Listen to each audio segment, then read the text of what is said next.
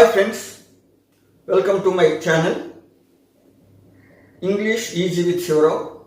In this video, I am going to explain the form and the meaning of present participle, gerund and its uses, and how to differentiate present participle from gerund or gerund from present participle. There is a little confusion with these two words. I am going to remove that confusion and make you know how to differentiate it. Okay friends, shall we go into the topic? Hi there, welcome to my channel. In this video, we are going to learn present participle, gerund, their forms and difference. Forms. Both forms are same. These are formed with the base form of a verb and ing, that is teach plus ing, teaching. This can be used both as present participle and gerund. Present participle is a verbal adjective. It denotes continuity of an action. Both as verb and as an adjective, it denotes an action to be in continuance. What is present participle used for? It is used to form continuous tense form with the help of be and its other forms. అంటే present participle, gerund అనేవి రెండు పదాలు. వీటి రూపాలు ఒకేలా ఉంటాయి. ఇవి base form of the verb అంటే బేర్ ఇన్ఫినిటివ్ అంటారు, అంటే without to, very first form of the verb plus ING. Example teach plus ING, teaching. ఈ టీచింగ్ అనే పదం రెండు రకాలుగా మనం ఉపయోగించవచ్చు. ఒకటి ప్రెజెంట్ పార్టిసిపుల్గా, రెండోది జెరండ్. ప్రెజెంట్ పార్టిసిపుల్ అంటే అది వర్బ్ గాను యాడ్జెక్టివ్ గాను ఫంక్షన్ చేస్తుంది. జెరండ్ అనేది వర్బ్ గాను నౌన్ గాను ఫంక్షన్ చేస్తుంది. అంటే ఇక్కడ verbal adjective, present participle is a verbal adjective.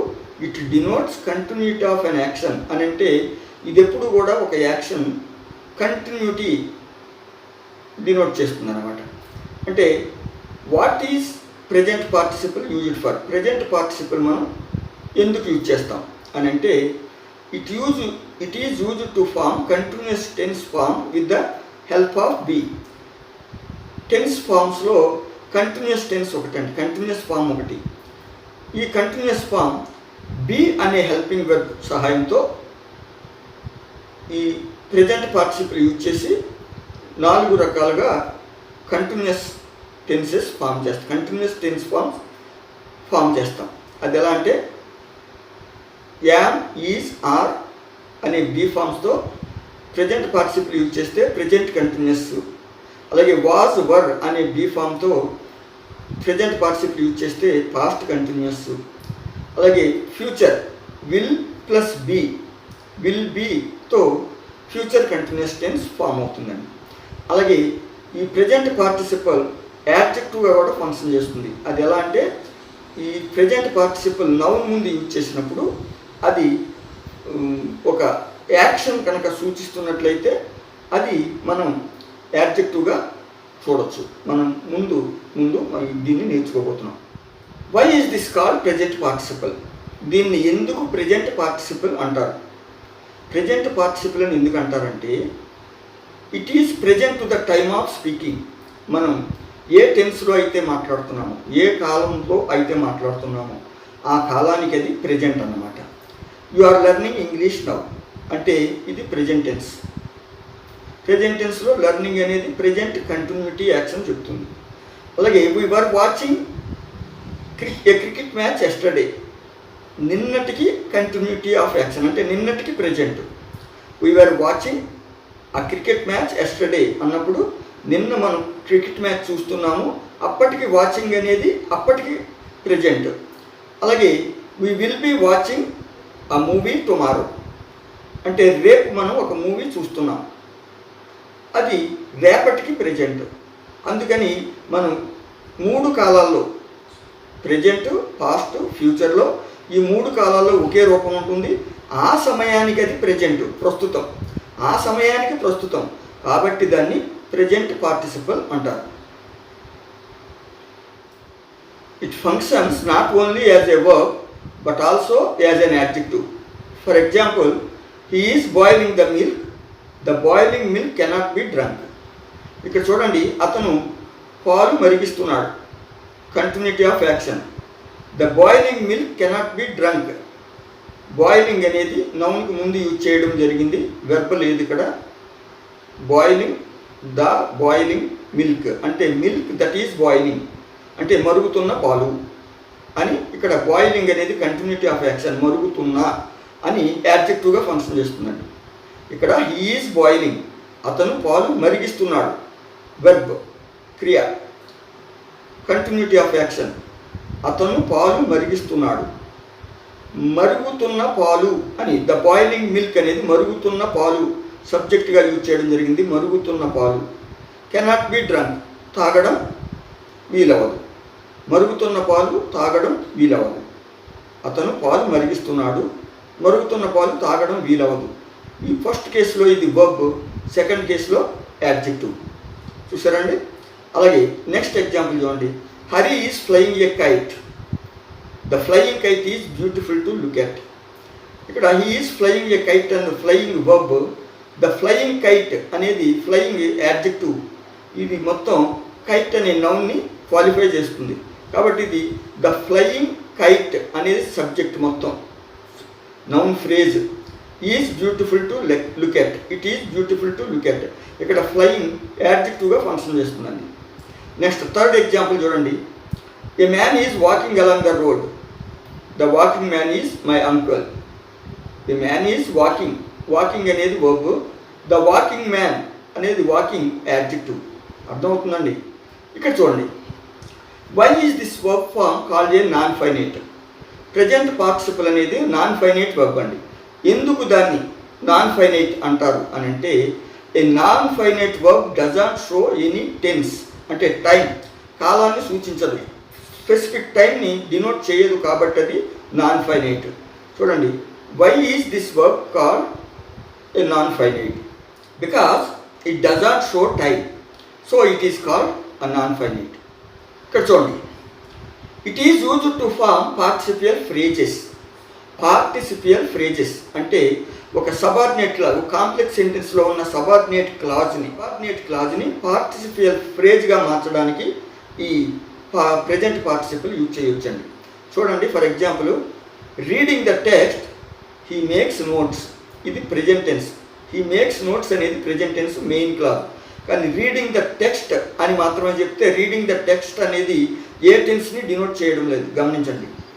So ఇది ఏ టెన్స్లో యూజ్ చేసామనేది ఈ మెయిన్ క్లాజ్ చెప్తుంది. హీ మేక్స్ నోట్స్ అనేది ప్రెజెంట్ టెన్స్. చూడండి. Doing what does he make notes, ఏం చేస్తూ అతను నోట్స్ తయారు చేస్తున్నాడు. రెండోది చూడండి. Reading the text he made notes, ఇది past tense. Reading the text same as first sentence, కానీ ఇక్కడ కూడా అది ఫలానా టైం అని చెప్పట్లేదు.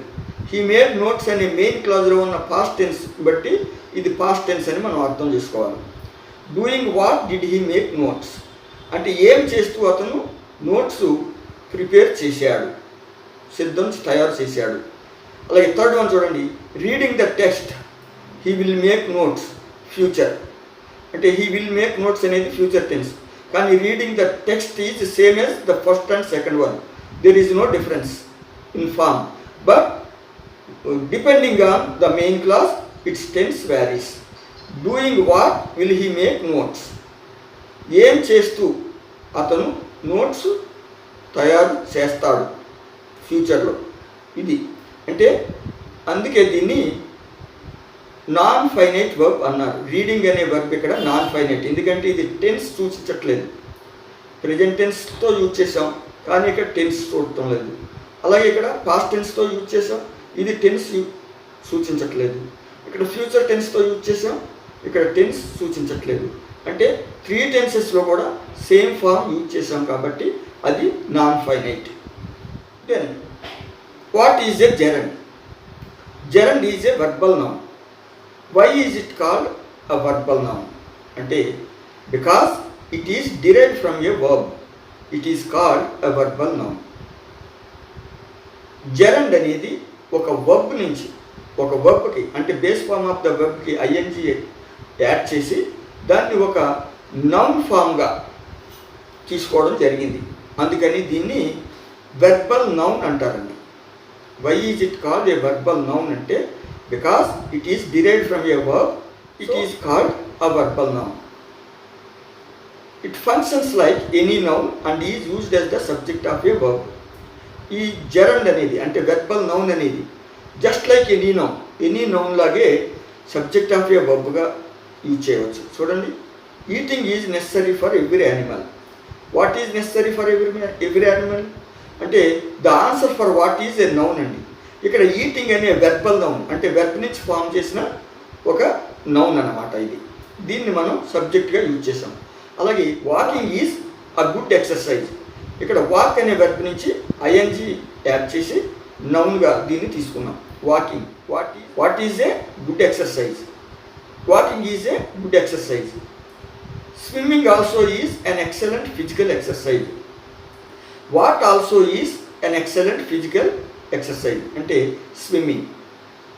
Speaking improves your fluency. What improves your fluency? Speaking. So here eating, walking, swimming and speaking are verbal nouns. They are used as nouns. Subjects are verbs.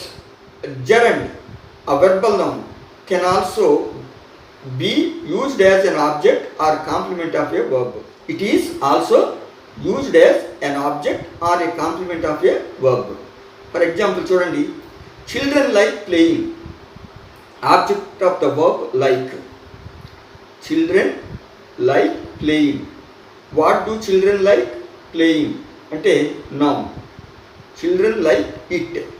In place of playing, if you substitute it, then it becomes a pronoun and it is equal to noun. So playing here is noun.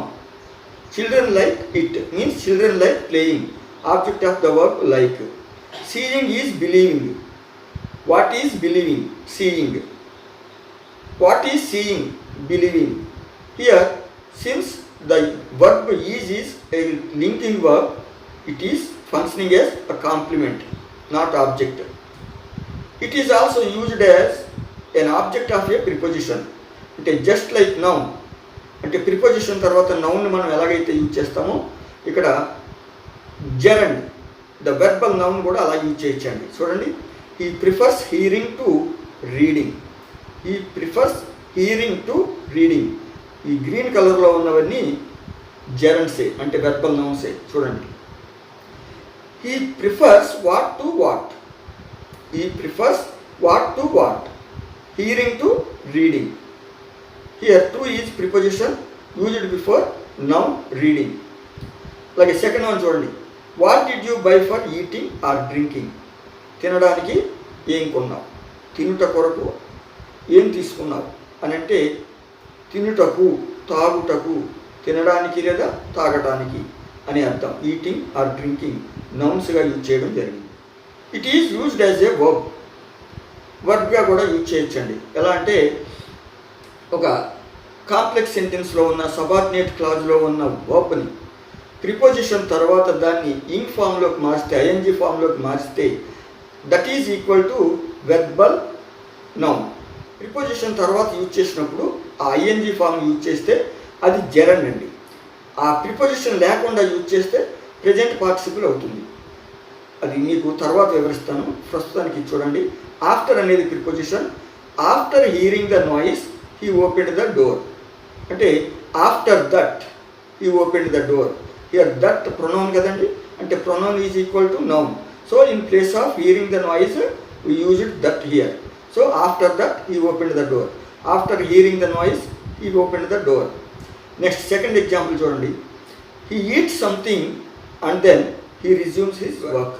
చూడండి, after eating something he resumes his work అంటే after that eating something అనేది after that he resumes his work అంటే eating something అనేది gerund phrase. అంటే gerund అని అంటే మీరు noun, ఇక్కడ ఇది నౌన్గా ఫంక్షన్ చేస్తుంది అంటే వెర్బల్ నౌన్ జెరండ్.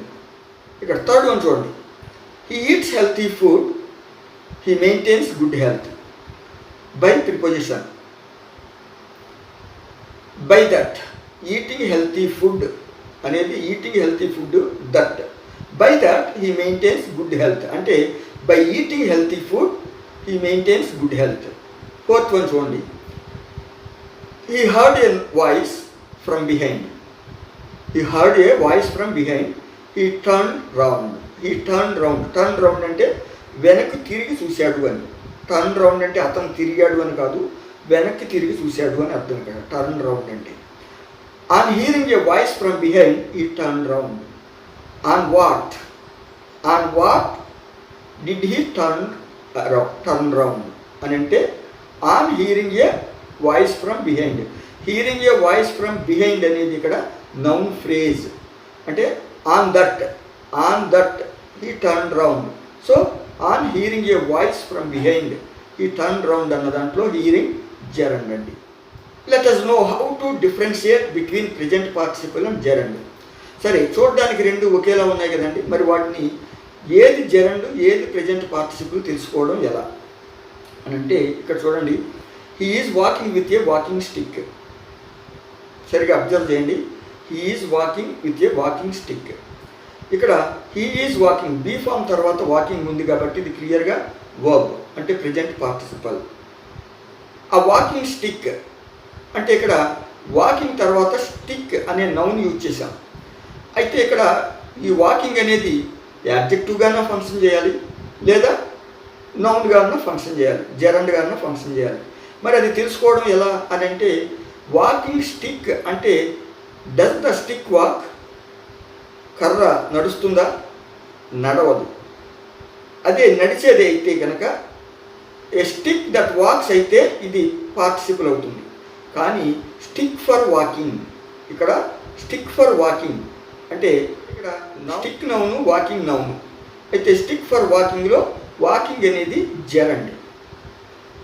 చూడండి, స్టిక్ ఫర్ వాకింగ్, వాకింగ్ అనేది నౌన్ అంటే a stick for walking, a stick that walks కాదు. సరే, రెండో చూడండి. They are running for running water. They are running for running water. ఇక్కడ they are running, running verb కాబట్టి ఇది ప్రెజెంట్ పార్టిసిపల్.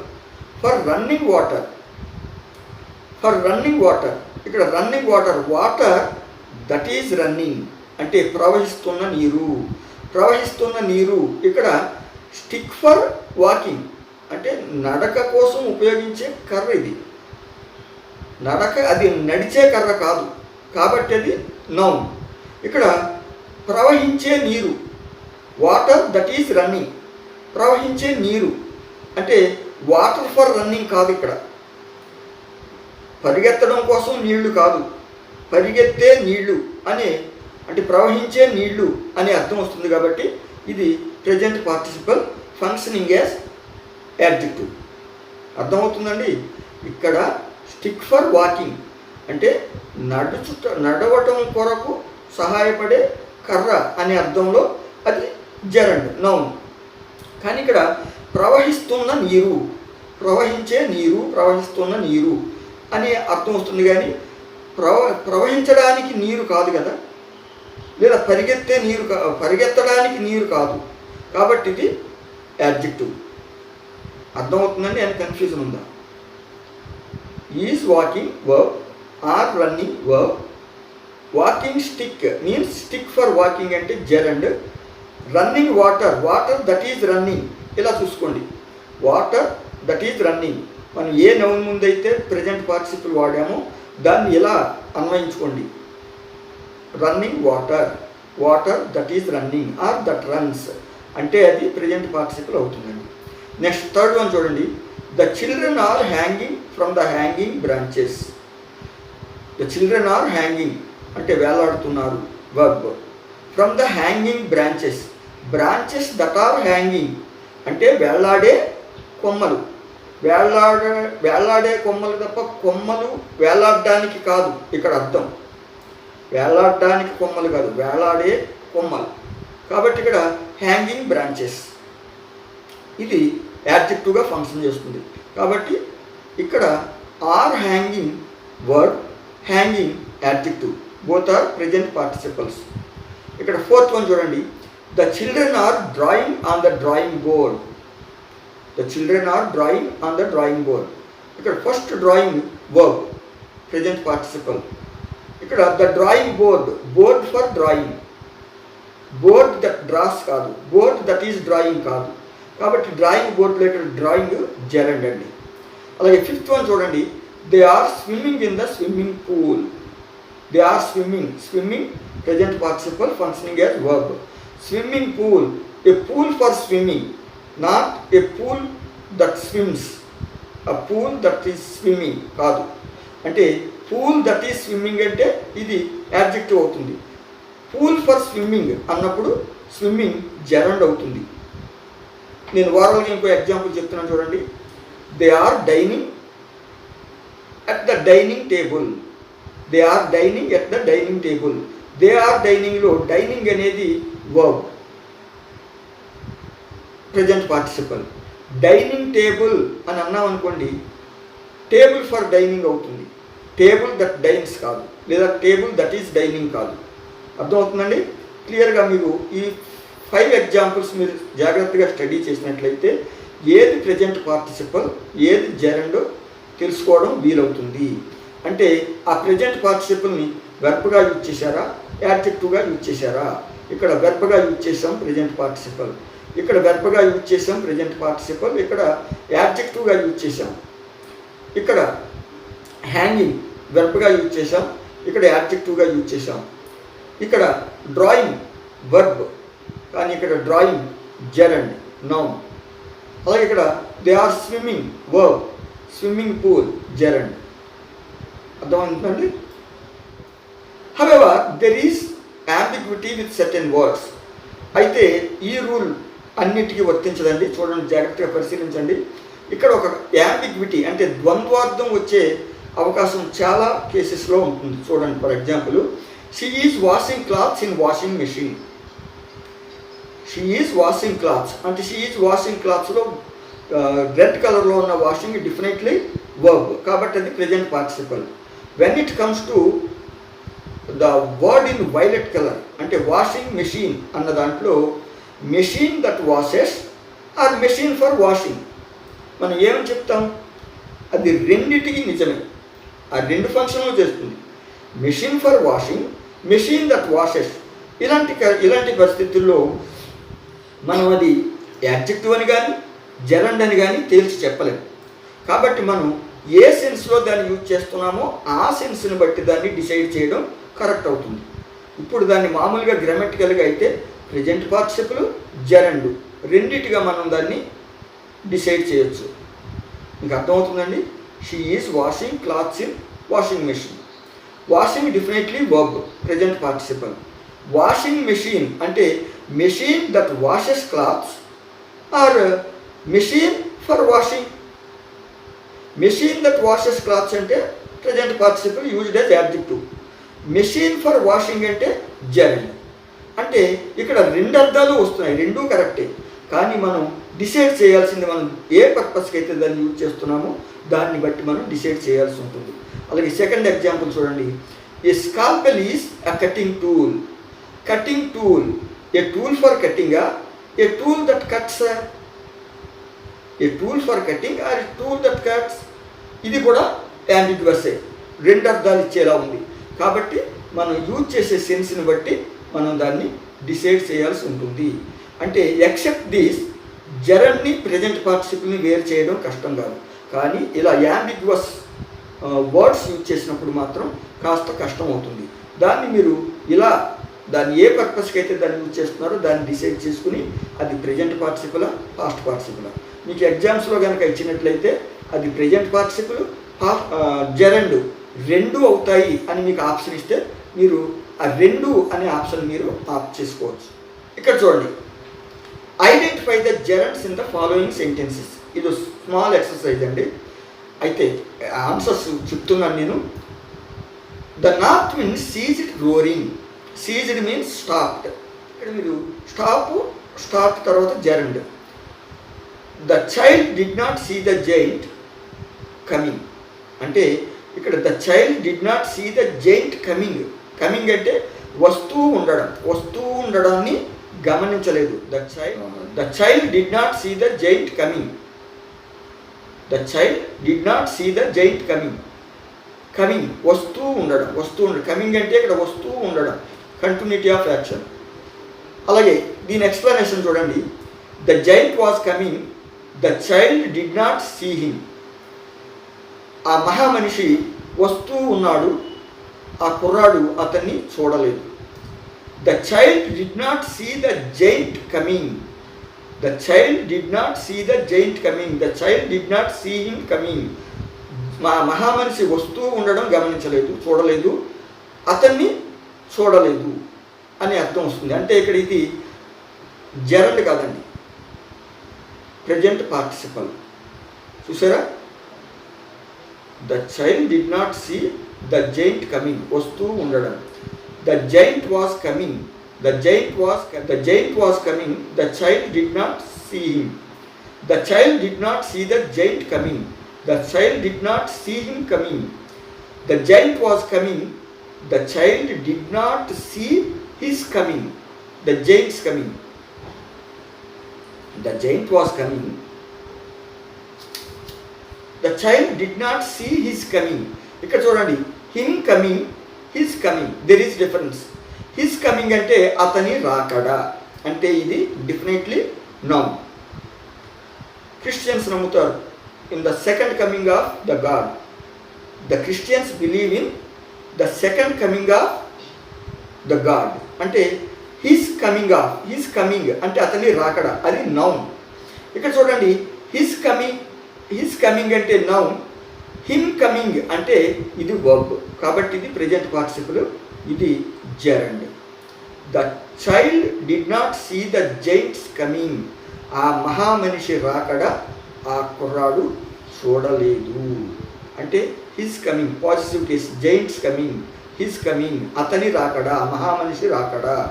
ఇక్కడ him coming, giant him coming అతను రావడం, అతని వస్తూ ఉండడం అనేది దీని అర్థం. అతని రాకడా అనేది దీని అర్థం. వస్తూ ఉండడం అనేది కంటిన్యూటీ ఆఫ్ యాక్షన్ కాబట్టి అది ప్రెజెంట్ పార్టిసిపల్. ఇక్కడ కమింగ్ అనేది రాకడా అని సూచిస్తుంది కాబట్టి ఇది జెరండ్.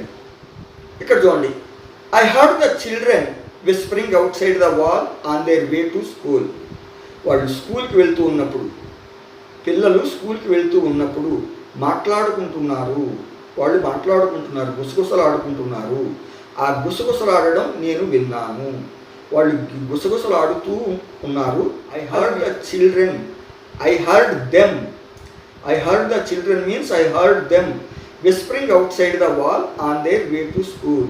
ఇది present participle. I heard the children's whispering outside the wall on their way to school. ఇక్కడ I heard their, I heard them కాదు. అంటే వాళ్ళు గుసగుసలు మాత్రం విన్నాను, వాళ్ళు కాదు. ఇక్కడ వాళ్ళు మాట్లాడుతూ ఉండడం విన్నాను, ఇక్కడ వాళ్ళ గుసగుసలు విన్నాను. అర్థమవుతుందండి? ఇక్కడ I heard the children whispering, నేను పిల్లలు గుసగుసలాడడం విన్నాను. ఇక్కడ పిల్లల గుసగుసలు విన్నాను. ఇక్కడ విస్పరింగ్ అంటే గుసగుసలు, noun. I heard the children's whispering outside the wall అంటే ఇక్కడ ఇది విస్పరింగ్. చిల్డ్రన్ విస్పరింగ్ అనేది present participle. Children's whispering, their whispering అనేది జెరండ్ అండి. అలాగే why is the spring so late in coming. Here coming is the object of preposition in కాబట్టి ఇది gerund. Walking makes you fit and healthy. Walking అనేది definitely noun, ఎందుకంటే used as the subject of the verb makes. Okay friends, మీకు అర్థమైంది అనుకుంటాను the difference between present participle and gerund, and where to use a present participle, where to use gerund could be understood by watching this video. Friends, if you could understand, మీకు ఈ video అర్థమైనట్లయితే channel like చేయండి, share చేయండి, మీ ఫ్రెండ్స్తో subscribe చేయించండి. మీతో పాటు మరిన్ని ఆసక్తికర వీడియోస్తో మీ ముందుంటాను. Okay friends, thank you for watching. మీకు ఏమైనా అర్థం కాని విషయం ఉంటే ఫేస్బుక్లో కానీ లేదా ఇన్స్టాగ్రామ్లో కానీ టెలిగ్రామ్లో కానీ లేదా నా మెయిల్ ఐడికి కానీ మీరు మీ సందేహాన్ని పంపించండి, మీ కామెంట్స్ కూడా పంపించండి. Okay friends, thank you once again for watching.